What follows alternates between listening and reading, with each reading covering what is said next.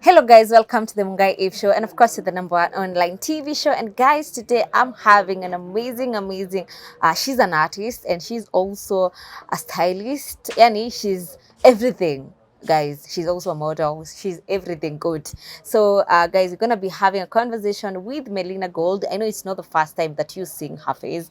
We've seen her so many times on different occasions online. Says yeye ni msanii. Hadi I'm like, hey, wait a minute. Anyway, Melina, welcome to the show. Ko Thank vipi? you, darling. Nice to see you. Nice to see you. Been It's a been a while. minute. Hey, it's been a minute. Nimekumiss lakini, how are you? I'm very fine. Nimekumiss pia. You know, I'm like, this girl transitioned to, I just used to know you as a stylist when we got to know each other. Yeah. Actually, it was that time that you used to style Eric. But right now you're a whole artist. Like, you're changing the game. You're dressing like an artist. Yeah. Ilifika mahali ukamwacha nifunze hawa wasanii vile hii game Naelewa, inafaa. ikabidi niende niwaonyeshe example. Yeah. Anyway, to somebody who is watching you for the very first time, maybe you can introduce yourself. So my name is Melina Gold. I'm a singer, songwriter, celebrity, fashion designer, and stylist. Yeah. Wow. So you're both a designer and a stylist. Yeah. Because I understand there's a difference, right? Yeah, there's a difference. What is the difference between a designer and a stylist? So for me as a designer, basically I do the sketching. I come up with the concept, the sketching, the whole thing. I do the like production, creating the outfit. Then now once the outfit is ready, mostly the stylist would go and now bring the look into life. They'll take this piece and this piece and this jewelry and this glove and like just to bring the whole look into life. But now there's the process behind the scene to bring this outfit to life and then now styling it to bring the look to life. So I can do both, but majorly I like doing the design work. So because as a designer I can work with different stylists. Yes. So also they could use my pieces to, you know. Yeah, so for me, I'm more flexible in either way. Yeah. Okay, when you got into the industry, I remember you were focusing on celebrity designer and styling. And there was this time that you were so much into Eric. You were working with Eric, actually. That's when most of us got to know you. Yeah. So I'd like to understand your journey being a designer and a stylist and now transitioning to a musician. So designing, I started actually when I just cleared campus. Because nilikuwa najua sitaki kuandikwa kazi. Employment was just not for me. So I had to figure out what can I do to, you know, bring me an income na ni kitu yenye ni natural. So for me, fashion was the most natural thing. That's how I got into styling. Notiflow was actually the first celebrity I styled ever. And then with that, nika grow pole pole. Eric was in Daystar, I was also in Daystar.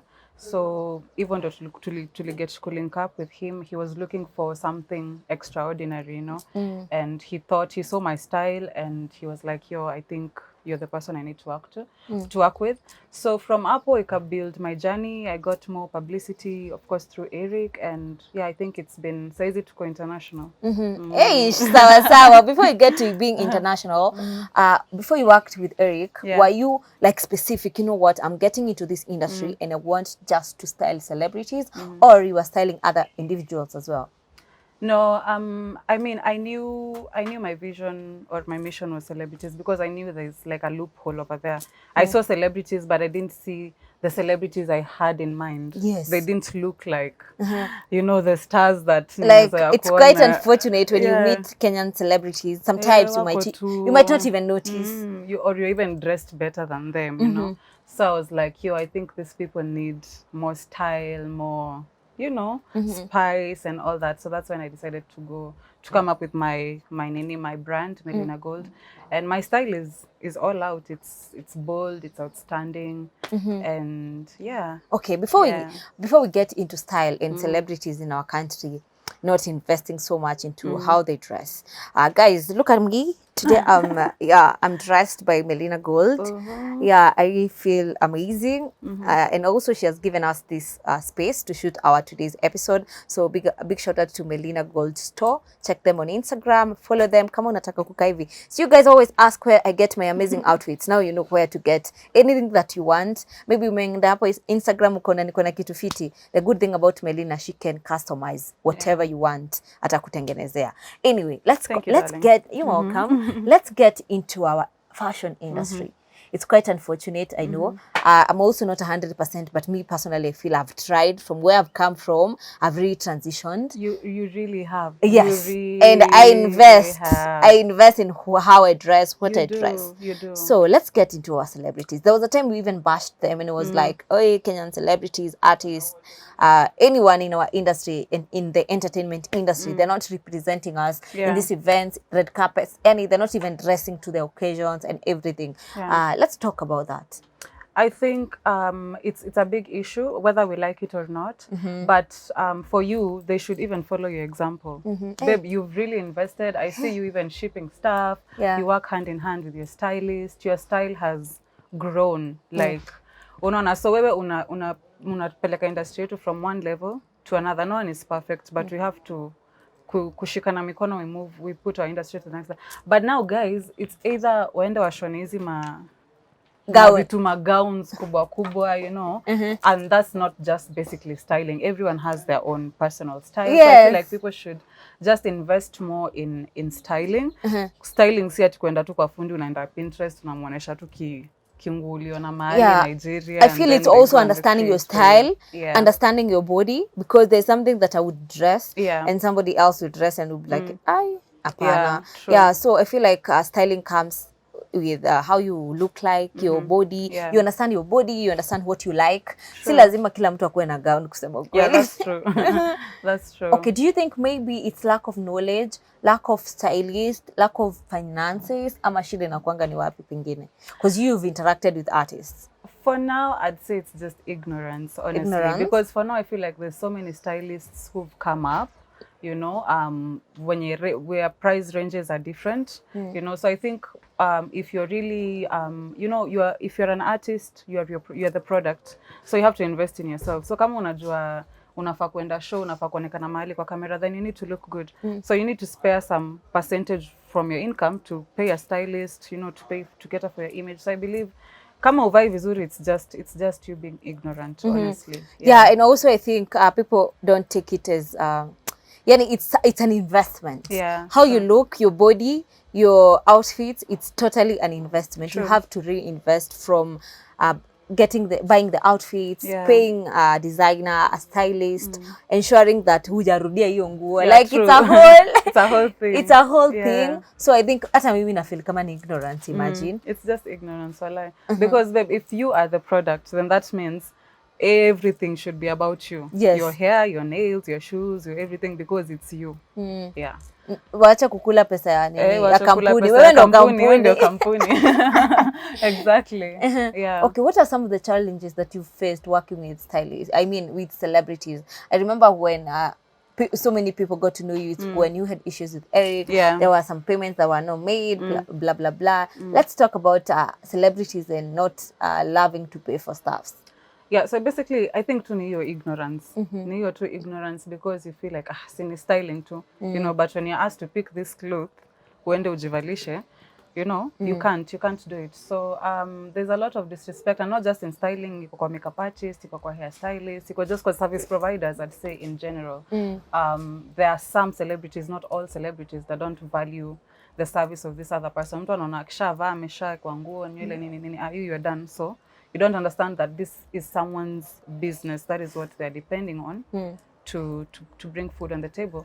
So of course it brings inafanya industry yetu in a lag. You know, unaona there's celebrities there, but the people behind the celebrity, the hair, the makeup, you know, maybe they are still suffering. So the industry can't grow like that. But stylist wako akiwa sawa, hair stylist wako wako sawa, nyi wote mko sawa. I mean, the industry kuna balance flying. Yeah. Okay, if you look at South Africa, Nigeria, even Tanzania, they try. I feel like Kenyans ndio tumebaki nyuma kidogo, but also I feel like maybe there are people who are trying, a few people that are trying. Looking at our industry, apart from you, because of course I know you're gonna be saying you, who else do you think dresses better? Who would you give number one? Of course tumekuwa tukiona celebrity, well dressed celebrity of the year. I don't know how to put it. Wanasemanga? Best dressed. That one. Best dressed. Like we naonanga kama ni wimbo every year. Yeah. I get it. Who would you give that? I feel locally there's so many people who try actually. You know, Thank you. You know, being one of them. I like Victoria Victoria Kimani's Kimani, yeah, style. she does good. Yeah, Tanasha also. I think I like. Yeah, just that Tanasha probably doesn't post a lot. Yeah, she doesn't post a lot, but also she has good style. Nikifikiria ni female artists, maybe sana sana ma public figures. There's people who invest kina Nita Nderu. Oh yeah, Nita Nderu. Hey, she dresses so good. Yeah, such people. I mean, kuna a whole list, but those are the people And for the male? I can remember for now. For the male, I like the vintage style of Kina Bien. They've kept their style very consistent for a very long time. Yeah, Sauti Sol and stuff. Nilikuwa napenda Otile Brown, but siku hizi na feel imekuwa tu. Hey, there's a friend of mine that you were discussing that. Hey, aliniambia niachenge kurifa kwa stories zetu nikishinda nikisema. There's a friend of mine. Alikuwa ananiambia Otile Brown really used to dress well, but it reached a point akakuwa sasa so basic. Yeah, so basic, but he had some classic man. Yeah, I think now he has to. I feel with style you also have to reinvent. Yeah, true. Una change. Maybe you change the stylist or the designer so that you can get something different, right? That's true. That's true. So, what other man? Hey, why am I forgetting our men? Celebrities wagani akili. Guy, mwenye anavaa poa? Kenya. We've already mentioned Kina Sauti Sol. Oh my God. Stylist. Okay. Men in the background. Celebrities men. Wenye wanafaa vizuri ni kina nani? Oh, there's Kerry Martin. Okay. I feel like Kerry Martin really tries. He dresses really nicely. But me, to be honest, I feel like our celebrities, especially men, they need to up their game. Yeah, they really need. They really need. Yani mtu atagonga tu jeans. And the stage, kwanza atoe t-shirt. Bro, what are you doing? Honestly, I feel like they need to put some effort on. Kwanza, I'm not gonna mention names, but you find someone ameva. Okay, I don't know. Ebu utaniambia kama it's right as a stylist and a designer. Mtu ameva, of course they are fake to begin with. Then ameva Gucci imeandikwa hapa. Then maybe ameva kofia ya brand ingine. And exactly, ameva a very weird outfit that even that brand doesn't know, it exists. It's so shameful. Like, yeah, how do you feel when you see such, especially coming from our celebrities? It's just so shameful, imagine. It's just so shameful. These guys, they need to invest in stylists. They just need to spare some budgets, mpatie stylists to just work on your image. Imagine me, something that I've always said that I can do is, mi nasemanga, I cannot wear a designer stuff like Chanel, Gucci, and I really know it's a fake one. Yeah, for sure. Wacha nisivae tu until that time that I afford. Yeah. Exactly, because like, what are you doing? Go to Mtumba, you can find like or some thrift. goods. Yeah, yes. True. Anyway, let's talk about your transition, Melina, from now a designer or a stylist to now a musician, a songwriter, and yeah, you're now on our stages, you're performing on big stages like Raha Fest, you know, like how was that transition? Is it something that you always wanted to do, or being in this industry ilikupush uingie pia kwa muziki? So music is something that I've always wanted to do. I'm shocked. Unajua mimi ulitoa ngoma ukanitumia, that time everybody was singing and I was like, I was msichana pia. Amejiona anataka kuimba. But then mimi hata sikushindania. I was like, uko na bongo za styling zimemshika hapa. That time everybody was singing actually. I don't know. Kenya I think kuna kuangana ka hype. Ka wave. Ka wave fulani. Mimi ile time ya Diana B. Good. And I was like, wait a minute, even you want to sing? Yeah, so music has always been like part of me. So I knew I'd definitely get into music at some point. I just didn't know when. But thank God styling, I feel like was a good ladder, was a good, stepping stone to get me to that space. At least I learned people in real. Unajua ukiwa stylist mtu anakuonyesha the truth. Yeah, you get to know the real who is, yani ukiniona hapa you experience me differently. Yeah, but ukiwa msanii watu kuna ile ya kudanganya lazima Yeah, so I'm glad I learned a lot through the styling, through the entertainment industry, because it's still the same industry. And yeah, I finally got into music. Things aligned. Nikapata team pia wana believe in me and my music, and yeah, we decided to do it. And here we are. And Kenyans have given me like Kenya wenye wamenijua for mpaka sahi, they've given me too much love that I didn't even expect. Yeah. Okay, so in the beginning when you started, do you have like a team? Because now you have to balance between your company, you're styling or designing, and also now to balance your music career. Did you have somebody to help you, or how have you been possible to okay, kizungu inakata. How has it been possible for you to like balance between styling, designing, and also being a musician?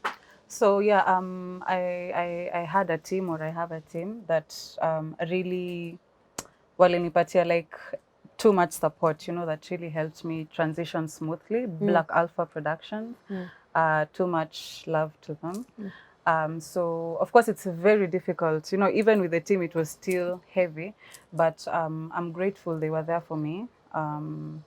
Yeah, so walinisaidia sana kufanya so many things mpaka sai. Yeah. Oh wow, that's interesting. Yeah. So when you started your music, unajua mimi naonanga ukishare when you have something new, unatutumia huko kwa WhatsApp, everywhere. Like how was it your first song? How was it?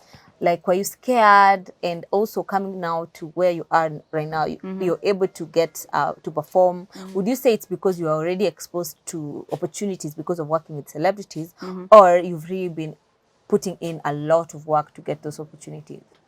So I think at first, kuna tu ile idea mtu anakuanga nayo about being an artist. You think it's just glitz and glam and yeah, but when you actually but when you actually get to that space, you feel so vulnerable, and I feel like it's not just being an artist, even just a public figure in general. Being a public figure, it's work. It's too much. Leave alone the work that now we are doing, being a public figure, especially in Kenya. It's too much work. Yeah, when you calligraph alisema nikujitolea, nikaraba my friend. Yeah, so just putting yourself in that space where anyone can say whatever they want to say about you, about how you look, about how you sound, about anything tu mtu anajifikiria kusema anaweza sema. So without understanding, you know, you're also a human being, you're also trying. So kuna vitu kama hizo, but then you overcome those things. When nilitoa ngoma ya kwanza ikatoka nikazoea, so sahi I'm like. What are some of the critics that you got? Kuna hiyo at first people thought like I'm just joking. Yes. I mean, I'm really sorry about that. Sorry. Yeah. I'm really sorry about that, by the way. Yeah, kuna hiyo of course, but which I expected though. But you know, of course, you also have to prove yourself, and that is by being consistent, releasing more music until you pia your fan base, people who will understand your music, people who love your music.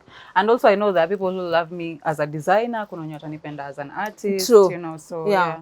You get to understand that. Kuna mtu hata uwai convince aje wewe ni musician, yeye anakupenda tu kama stylist. Yeah. Wow. So right now you're doing songs. You've done songs with amazing people that you have. I've seen a song you released recently with Godi Tena. He's a great artist. Amesimamia pale, ameshikilia Abanton vizuri sana. And you've done a music with him. He's such a big thing right now, and you are able to secure a collab with him. I'd like to know, how was it working together, and how would you describe that project? So Godi Tena actually wanted to put a verse on City Girl, on my song City Girl, but at that time we were not ready to do collaborations and all that and remixes. So tukasema, why not work on a new project? So we met at like a boss just right next door. Tukafanya hiyo project, handle it. It was so much fun. Mpaka tukashoot the visualizer same day we recorded the song. And yeah, immediately tukai-release, and the reception has been really amazing. Wow. Yeah. Now let's talk about how you dress. We can't call you a designer, an artist, and ignore the way you dress. You have your own style. You know me, I understand people's style. Yeah. That's why I think Kenyans by they don't understand people's styles. That's why mtu atakuja kuambia mbona wewe huwezi vaa kama mbona huwezi vaa kama nani. Exactly. I feel like we all have different styles. If I look at you, I would compare you with Arasta or Kidogo of Tyler, because wewe ni mtu mwenye you love exposing your body, unavanga tu tudogo msichana guy amevaa, mimi mnasemanga na vango ndogo, literally she's wearing a handkerchief. So what inspires your style and your way of dressing, and what is your take on sisi watu tunapenda nguo ndogo, tunapiga nguo vita, and we are associated to being how do I call it in a good way? Wanaisema tutaietaje na jina mzuri, you guys are getting it. Yeah, and I'm like, wait a minute, what are you talking about? It's just a style. Yeah, so like, can you define your style and tell me what you think about people associating us people that love exposing our bodies with being sexual workers or stuff? Yeah. So for me, I feel like my style is freedom. You know, so that means I'm free to wear whatever it is I want to wear. Yani hata mseme nini. Like when I wake up in the morning and I feel like this is what I want to wear, that's what I'm going to wear. And I have a beautiful body. Actually, I was getting there. I feel like we get bashed, but we wear the way we wear because we have also the bodies to wear the way we. Exactly. Why are we covering good so things? why do we need to cover it? Like, I mean, God took his time. God took his sweet time just to create us like this. Yeah. So I mean, as long as you've covered the necessary parts, which are, that's why they're called private parts. So you just cover the private parts. I mean, the rest is public.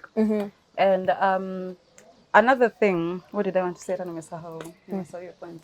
Yeah, so for me, I feel like, and we are public figures, you know, that's why we are in a space to dress like this, because au ukiwaambia wavae hivi, they cannot be able to wear like this, you know. So we have the freedom to wear, as public figures, to wear whatever we want, to entertain, you know, we are entertainers. After, when I'm not at work, you'll maybe probably not find me necessarily wearing like this. So we are entertainers, our work is to entertain. So when I'm needed to get to work, I dress to Basically, the occasion. basically that's what I wanted to say. Yes. Waiter anavaa ile apron. So for me, when it's time to become an artist, I become an artist, and in my head, this is what I want to look like. Yeah. Wow, what about the second question? Being sisi watu tunapenda kuexpose mwili, being associated with whatever we've mentioned. I think those are people who are just maybe insecure about themselves, because at the end of the day, they'll still come to watch us. We are working, like right now, as they're, you know, hey, Monday morning talking about me. Like we're here, we're seated here, we're making money, you know, we are working. Of course, we are not selling ourselves. So I mean, such things ni vitu za kawaida. People always just have to talk, as long as you know you're not doing that. Plus, even if you're doing it, it's still an occupation. So I feel like People let people just wear the way they want. watu wavae tu venye wanataka. Now let's talk about Ira Star. Would we say you're really trying to copy her style? Kuna watu wana commenting wanasema wewe ni Ira Star, wa Kenya, you know, such comments. Do you think you have a similarity when it comes to how you guys dress?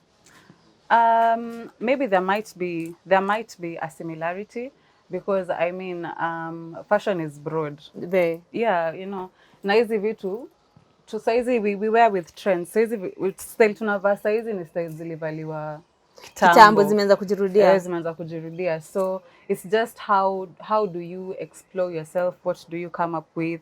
Of course, kuna watu wenye Eve anaongeanga hivi, mwingine pia anaongeanga kama Eve. Kuna people definitely have similarities. We are millions of us. So ni venye tu maybe wajazoea kukuwa na maaira huku Kenya, huku locally, but they need to start embracing us.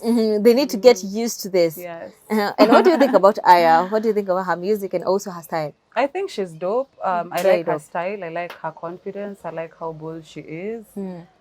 She's inspiring us, you know. So yeah, tuko nyuma yake. Kwa hivyo utakubali wa kuita Ira Star on a low budget? What? Wanita tu Melina Gold.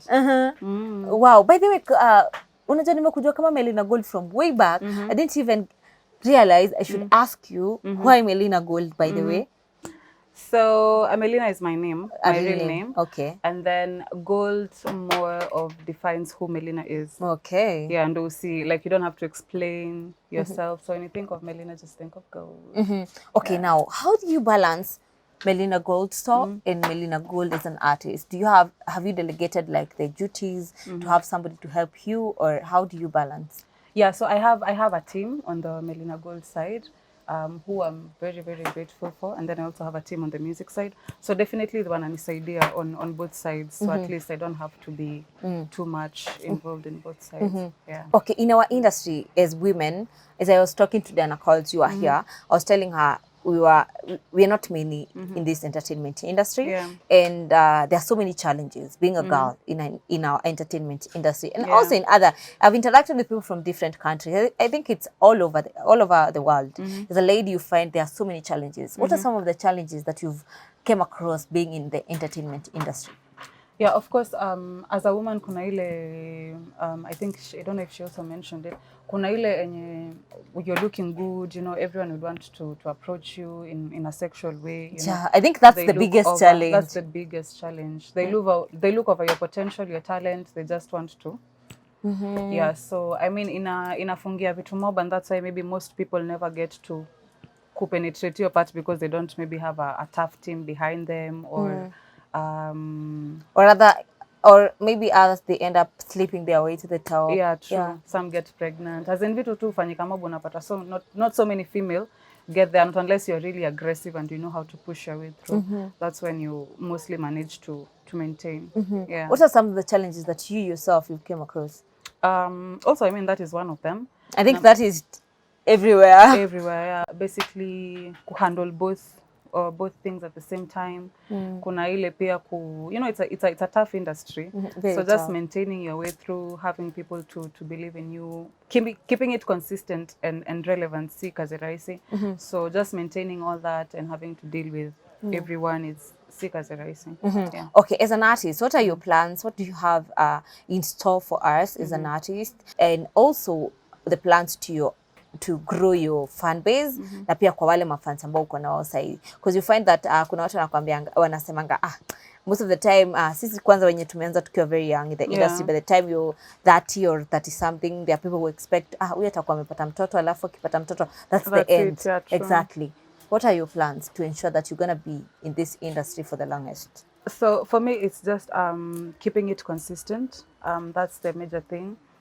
Discovering myself, reinvesting in myself, taking care of myself as a person, because I also need to be okay to, to keep it together. So just a lot of reinvesting in myself and a lot of consistency in terms of my work, in terms of music, in terms of fashion, my brand in general. I feel like itanisaidia ku grow and to last for some time. And then the other thing was plans to your fans. Oh yeah. To my fans, like I'm so grateful to everyone who's like supporting my music right now. To my new fans, welcome to the club. Yeah, keep supporting me. I'll keep on releasing more music and more fashion stuff. And yeah, I'm so grateful. Okay, maybe as we finalize, to somebody who would like to watch your content, I mean your music, your products that you have, that you produce, the clothes, somebody would like any of your services, where okay, my ancestors don't want me to shindwe tumekataa wanaweza wakakupata wapi? Hata niongee Kiswahili, hiyo kizungu ya leo imekataa. It's enough. I've talked enough English today. Where can they find you? So you can get me on all social media platforms at Melina Gold, streaming platforms Melina Gold, YouTube Melina Gold. Please subscribe. And we work this journey together. Alafu manguo, mkitaka manguo drip at Melina_gold_store. Yeah. Wow, thank you so much, Melina. I also saw you styled Mario from TZ. Do you expect maybe a project with him, because he has been in the country? I don't know whether bado yuko ama ametoka. Yeah, he left, and definitely I have a mad project. We worked on some dope project with Mario Music. Oh, that's amazing! Congratulations! Yeah, thank you. And I also dressed them for the video. They have a mad song actually coming. He's partnered with the Urban Tone artist, which I actually feel is really nice of him, because at least Kenya and Tanzania, that relationship. Yeah, definitely. So I'm excited, and I can't wait for Kenyans to watch the project. Yeah, wow, yeah, sure. Mario is a very dope artist. We also can't wait to hear the project that he has with our Kenyan artists, you included. We can't wait for that. Definitely that's gonna be a banger. Anyway, to our people from Tanzania, umesikia saizi ni udugu. Saizi tutabidi tumejua kuongea Kiswahili. Anyway guys, it has been the Mungai Eve Show. In case you're watching this video and you haven't subscribed, guys, we are road to 200k subscribers. I promised you I would be dropping videos every day. Nikamwambia nitakuwa It's a wrap, guys. I promised you guys I'm gonna be consistent. I told you guys that I'm gonna be releasing videos back to back, and you're enjoying the videos you see. So what you need to do is to subscribe to my YouTube channel. You turn on the notification bell. Guys, we are almost 800k followers on Instagram, almost 300k on TikTok, almost 200k on Facebook, and we are struggling to get 200k subscribers, guys. We've done this before and you can do it. So kama una watch na huja subscribe, imagine guilt tu ikuue ufike hapo kwa subscription box, because mimi nawaonanga like unaonanga hapo 80% have not subscribed when you watch, 20% Surely, guys, it's free of charge, and I'm giving you dope content. So just hit. Nini happen? Just hit the subscribe button. Till next time. Bye bye. Bye. Hey.